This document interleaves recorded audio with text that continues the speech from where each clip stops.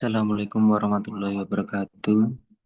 Alhamdulillahirrabbilalamin. Assalatu wassalamu ala asrafil anbiya'i wal mursalin. Sayyidina wa maulana Muhammadin wa ala alihi washabihi ajmain, amma ba'du. Terima kasih teman-teman yang saya hormati, Ibu Feni yang telah memberikan kesempatan bagi kami untuk berpresentasi pada malam hari ini. Sebelumnya perkenalkan, nama saya Misbah Umar Septian, NPM 22 01010093. Baik, kali ini kita akan membahas tentang manajemen keuangan untuk bisnis non-laba. Selanjutnya ada teman saya, mungkin bisa perkenalan terlebih dahulu. Nama saya Muhammad Ibnu, NPM saya 2201010004.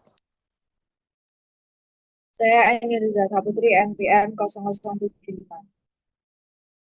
Saya Octaviana Syamsi Umarwati NPM 0077. Saya Ika Yulianti NPM 0085. Saya Hasna Nurmalia Afifa NPM 0086. Saya Ananda Putri Damayanti, NPM 0096.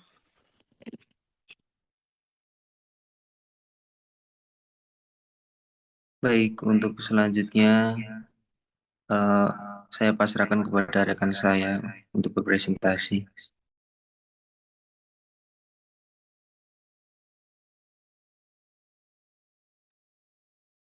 Bisa di next ya, Kak.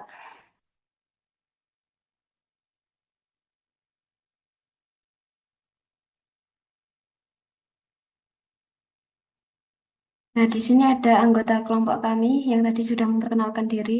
Next.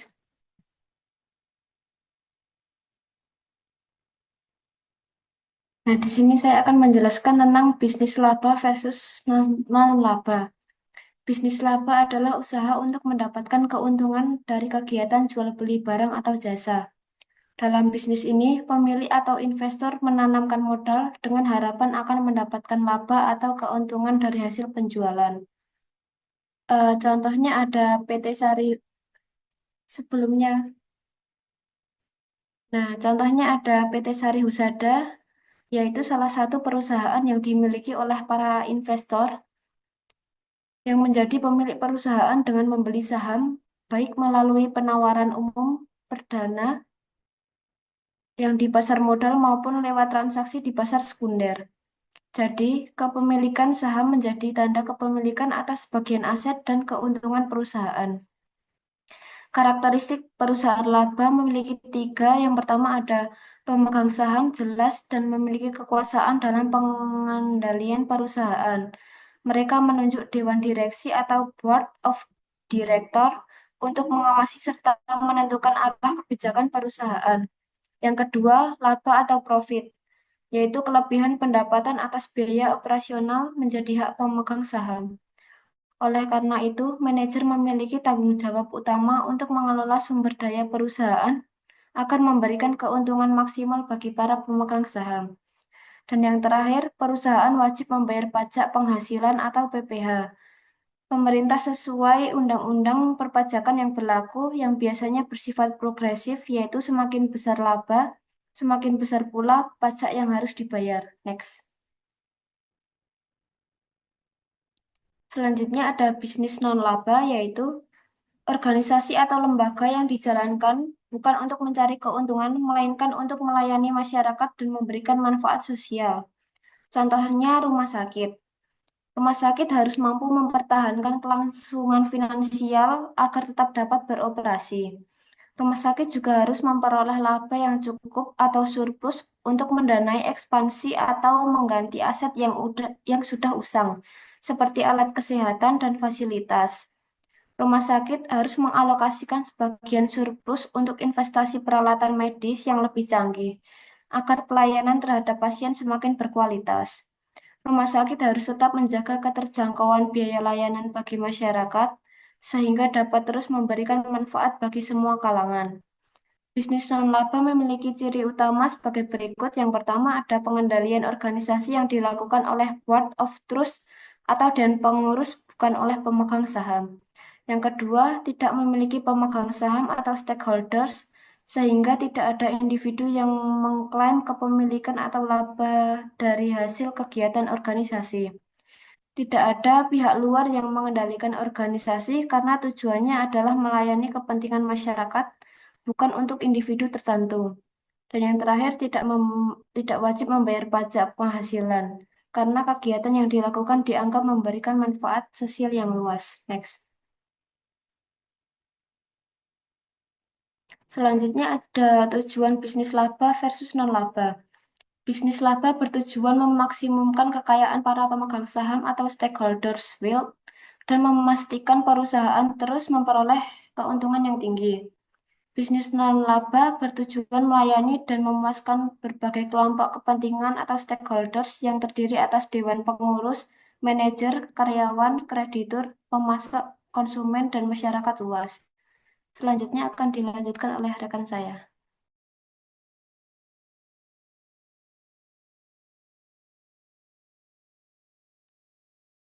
Yang selanjutnya yaitu estimasi biaya modal. Estimasi biaya modal untuk bisnis non-laba dan perusahaan yang mencari laba pada umumnya memiliki kesamaan, namun terdapat dua perbedaan utama. Yang pertama, karena bisnis non-laba tidak membayar pajak, maka tidak ada pengaruh pajak terhadap penggunaan hutang. Hal kedua adalah perbedaan dalam memperoleh modal sendiri. Perusahaan yang mencari laba memperoleh modal sendiri dengan cara menjual saham dan menahan sebagian laba yang diperoleh. Sementara itu, bisnis non-laba memperoleh modal sendiri atau fund capital dengan cara memperbesar laba yang diperoleh, menerima sumbangan atau bantuan dan donasi dari individu atau kelompok masyarakat. Next. Biaya modal rata-rata tertimbang merupakan opportunity cost penggunaan modal untuk membeli aset daripada digunakan untuk alternatif lain. Untuk perusahaan yang mencari laba, opportunity cost of equity berupa tingkat keuntungan yang diperoleh atas investasi atau pembayaran dividen dalam bentuk kas. Sementara itu, bisnis non-laba tidak memiliki pilihan seperti halnya perusahaan yang mencari laba, sehingga penentuan opportunity cost of fund capital menjadi sangat sulit. Next.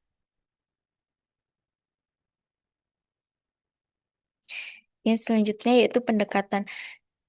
Beberapa pendekatan yang dapat digunakan untuk menentukan biaya modal sendiri bisnis non-laba adalah yang pertama, biaya modal sendiri sama dengan nol, dengan alasan bahwa penyumbang atau pemberi dana tidak mengharapkan tingkat keuntungan atas dana yang diberikan kepada bisnis non-laba dan stakeholders, seperti halnya pasien rumah sakit yang membayar lebih atas pelayanan yang diperoleh tidak meminta return secara eksplisit.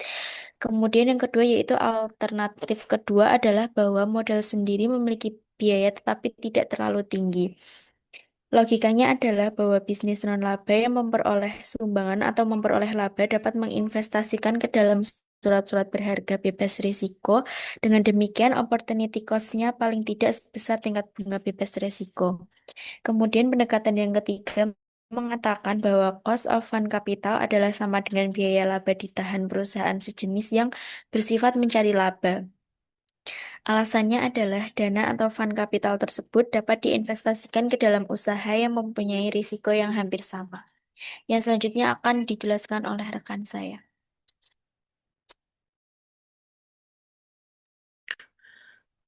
Baik, selanjutnya ini ada contoh studi kasus mana di antara ketiga pendekatan tersebut yang cukup realistis. Misalnya nih, contoh sebuah rumah sakit nirlaba yang menerima donasi 50.000 US dollar dan diperkirakan memperoleh laba tahun 450.000, sehingga total dana baru untuk investasi adalah 500.000 US dollar. Nah, dana ini dapat digunakan untuk membeli peralatan medis atau diinvestasikan sementara dalam surat berharga. Jika dana digunakan untuk membeli peralatan, rumah sakit harus menghitung opportunity cost yang setara dengan tingkat keuntungan wajar atau fair return dari investasi alternatif berisiko antara 500.000 US dollar. Jadi kesimpulannya adalah bahwa pendekatan yang paling realistis adalah yang ketiga, yaitu menyamakan biaya modal dana nirlaba dengan perusahaan sejenis yang mencari laba, yang dapat diukur dengan menggunakan koefisien beta perusahaan sejenis dalam model Capital Asset Pricing Model. Untuk penentuan biaya modal secara prinsip opportunity cost harus diterapkan untuk semua jenis modal. Selanjutnya, mengapa pendekatan lain kurang realistis? Nah, jadi untuk pendekatan yang pertama itu biaya modal sendiri sama dengan nol karena penyumbang tidak mengharapkan return eksplisit. Kemudian, mengapa kurang realistis? Nah, jadi karena mengabaikan opportunity cost, jika biaya modal dinilai nol, rumah sakit bisa berinvestasi pada proyek yang buruk. Ini melanggar prinsip kehati-hatian dalam manajemen keuangan dan menyanyiakan donasi atau laba. Kemudian, mengapa kurang realistis yang kedua yaitu biaya modal sendiri memiliki nilai kecil. Logikanya, laba diinvestasikan dalam surat berharga bebas risiko. Mengapa kurang realistis? Karena hanya mempertimbangkan risiko terendah dan mengabaikan risiko operasional investasi yang sebenarnya. Misalnya membeli peralatan medis, tingkat return yang diharapkan akan terlalu rendah. Selanjutnya akan dijelaskan oleh rekan saya.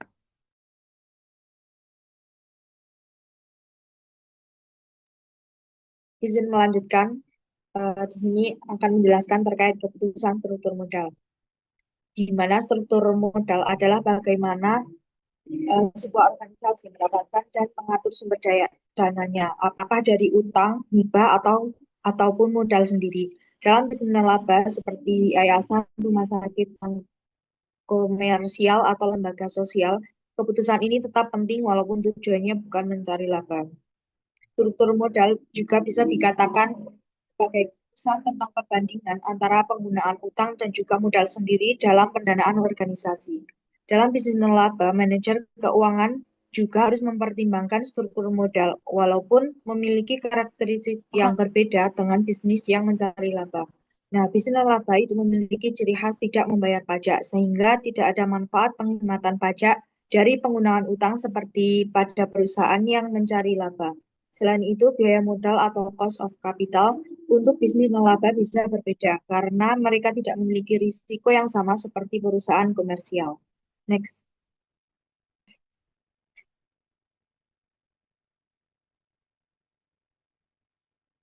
Selanjutnya, penerapan teori struktur modal, yaitu ada 3. Yang pertama, trade-off theory atau menyeimbangkan antara manfaat dan risiko utang. Nah, di dalam teori ini, perusahaan berusaha menyeimbangkan antara manfaat dan juga risiko penggunaan utang.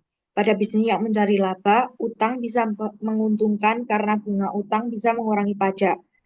Artinya ada penghematan pajak. Namun pada bisnis non-laba, teori ini agak berbeda karena tidak ada pajak yang bisa dihemat. Meskipun begitu, teori ini masih bisa diterapkan untuk menilai sejauh mana penggunaan utang bisa membantu organisasi tanpa menimbulkan risiko berlebihan. Jadi, manajer keuangan non-laba tetap harus mempertimbangkan berapa banyak utang yang aman agar organisasi tidak kesulitan membayar kewajibannya. Yang kedua adalah financial distress dan agency problem atau teori keagenan. Di dalam teori ini, masalah keagenan muncul ketika ada perbedaan kepentingan antara pengelola atau manajer dan pihak pemberi dana seperti donatur, pemerintah, ataupun kreditur. Misalnya, donatur ingin dana digunakan untuk kegiatan sosial tertentu. Nah, tetapi manajer itu mungkin memiliki prioritas lain. Penggunaan utang bisa menjadi alat pengendali karena adanya kewajiban pembayaran bunga akan mendorong manajer untuk lebih disiplin mengelola keuangan. Namun jika terlalu banyak utang, risiko keuangan justru akan meningkat. Yang selanjutnya ada asymmetric theory atau ketimbangan informasi. Di dalam teori ini menjelaskan bahwa pengelola organisasi biasanya memiliki informasi lebih banyak tentang kondisi keuangan dibandingkan dengan pihak luar. Di dalam bisnis non-laba, masalah ini bisa lebih besar karena laporan keuangan tidak selalu dipublikasikan secara luas. Akibatnya, pihak luar seperti donatur atau pemberi pinjaman sulit menilai risiko organisasi, sehingga enggan memberi pinjaman besar. Hal ini akan membuat bisnis non-laba lebih bergantung pada hibah dan donasi dibandingkan dengan utang. Next.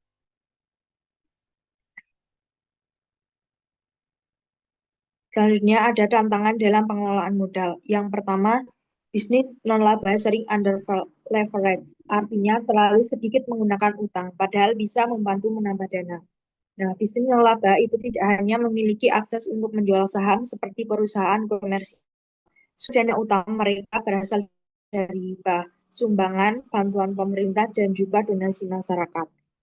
Dana tersebut tidak selalu stabil dan bisa berfluktuasi tergantung kondisi ekonomi dan juga minat donatur. Akibatnya, manajer keuangan sering kesulitan memastikan ketersediaan dana jangka panjang untuk mendukung kegiatan operasional. Tantangan yang kedua adalah tidak fleksibel seperti perusahaan komersial dalam mengatur struktur modal. Karena sumber dana yang dan tapi lebih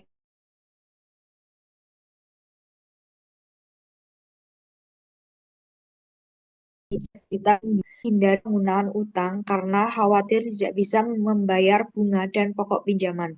Hal ini membuat bisnis non-laba sering under leverage atau terlalu sedikit menggunakan utang. Padahal dengan utang yang terukur mereka bisa menambah kapasitas pelayanan. Next.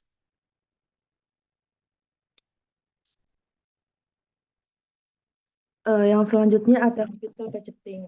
Tujuan utama bisnis non-laba adalah menyediakan jasa kepada masyarakat sekitarnya dan bukan memaksimumkan kemakmuran pemegang saham.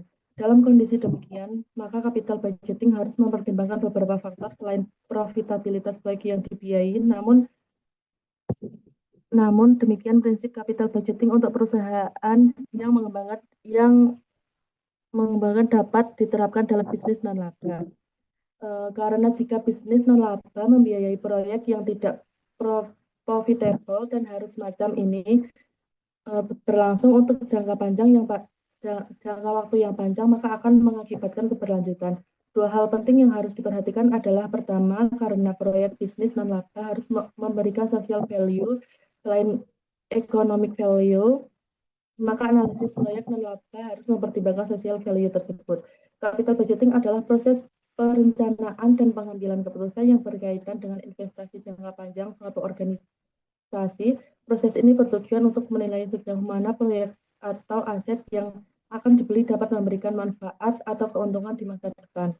Melalui capital budgeting, manajemen dapat menentukan apakah suatu proyek layak dibiayakan atau tidak dengan mempertimbangkan arus kas yang akan diterima dibandingkan dengan arus kas yang dikeluarkan. Next.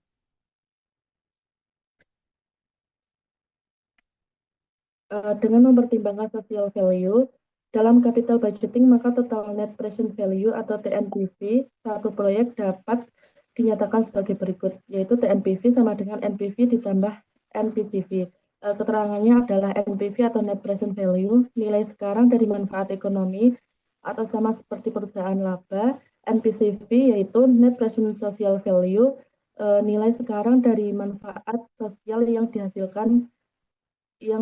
dihasilkan proyek. Sebuah proyek dikatakan layak atau feasible jika TNPV lebih besar dari 0. Artinya meskipun keuntungan finansialnya kecil atau negatif, proyek tetap bisa dijalankan apabila manfaat sosialnya cukup besar. Yang selanjutnya akan dilanjutkan oleh rekan saya.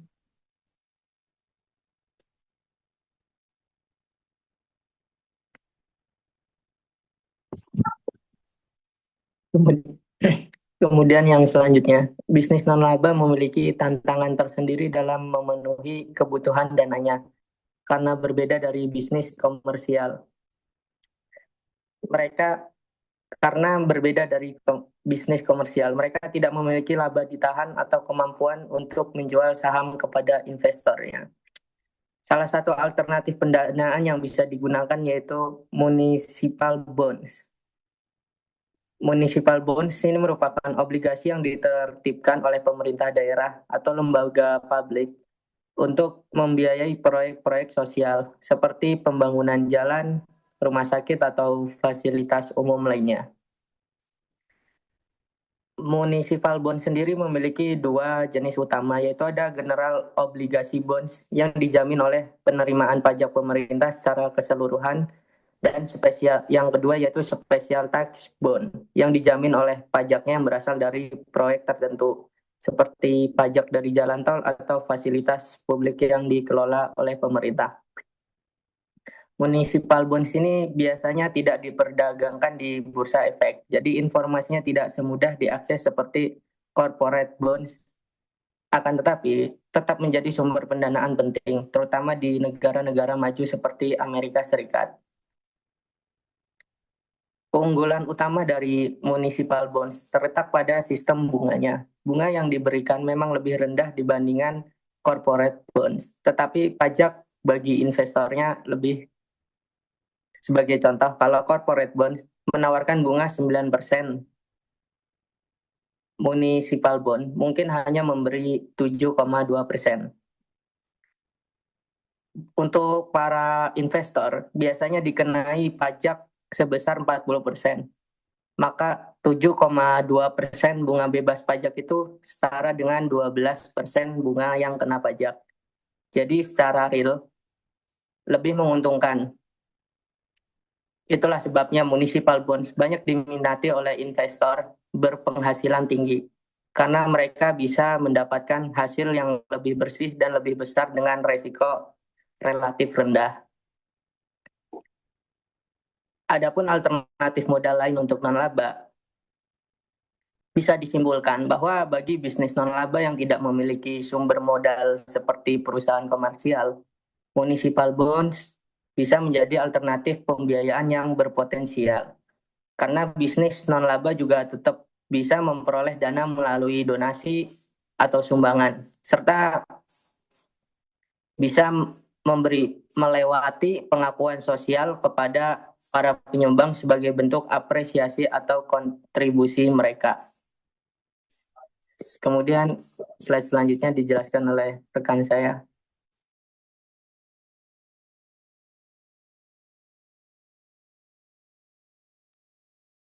Baik, izin melanjutkan. Keputusan pemenuhan kebutuhan dana atau financing decision. Yang pertama itu pengantar municipal bonds dan notes municipal.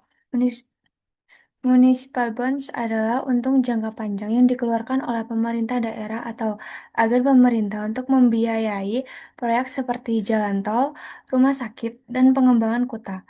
Municipal notes digunakan untuk pendanaan jangka pendek temporer. Bonds ini dikeluarkan dalam seri dengan jatuh tempo setiap 1 tahun atau 6 bulan. Tidak seperti corporate bonds, municipal bonds umumnya tidak dicatatkan di Badan Pengawas Pasar Modal, sehingga informasi pasar sekunder sulit diperoleh. Di Amerika, bonds ini vital untuk pendanaan proyek pemerintah. Dan yang kedua itu ada keuntungan dan jenis municipal bonds. Ada 2 jenis, general obligation bonds dijamin oleh pajak keseluruhan pemerintah, dan special tax bonds dijamin oleh pajak dari proyek spesifik. Seperti tol, keuntungan utama adalah pendapatan bunga bebas pajak federal dan state menjadikan lebih menarik.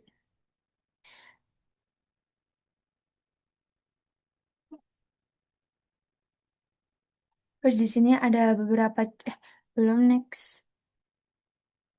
Di sini ada beberapa contoh. Yang contoh pertama itu corporate bonds 9% versus municipal bonds 7,2%. Untuk tax bracket 40% jilid tablet municipal bonds mencapai 12%. Investor lebih suka karena jaminan asuransi melindungi dari risiko default, memastikan pembayaran bunga dan pokok. Next. Pembiayaan untuk bisnis non-laba. Perusahaan laba dapat menggunakan laba ditahan atau penjualan saham baru. Bisnis non-laba hanya bisa meningkatkan laba ditahan atau mengendalikan sumbangan atau donasi. Tantangan utama adalah memotivasi donasi yang bisa dilakukan dengan memberikan pengakuan sebagai individu peduli sosial dan memiliki rasa sosial tinggi. Next.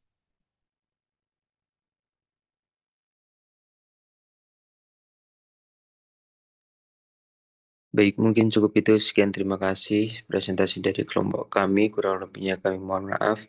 Billahi taufiq wal hidayah. Wassalamualaikum warahmatullahi wabarakatuh. Waalaikumsalam warahmatullahi wabarakatuh.